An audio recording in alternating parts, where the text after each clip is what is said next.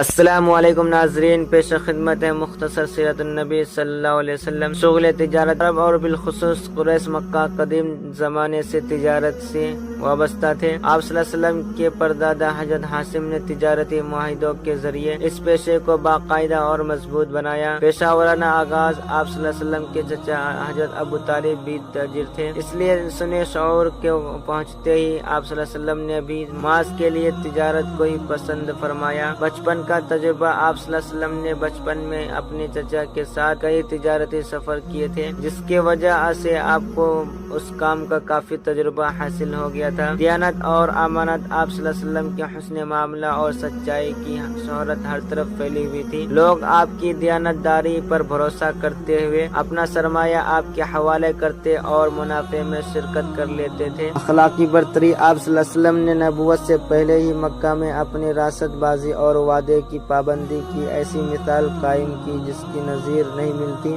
آپ صلی اللہ علیہ وسلم نے تجارت کی غرض سے شام، بصری اور یمن کے کئی سفر کیے۔ نتیجہ یہ تحریر ہمیں یہ بتاتی ہے کہ آپ صلی اللہ علیہ وسلم کی زندگی نبوت سے پہلے بھی دیانت اور امانت اور اعلیٰ اخلاق کا بہترین نمونہ تھے۔ ملتے ہیں اگلے نئے واقعے کے ساتھ، تب کے لیے ویڈیو کو لائک کریں اور اگلی ویڈیو کے لیے چینل کو سبسکرائب کریں۔ السلام علیکم۔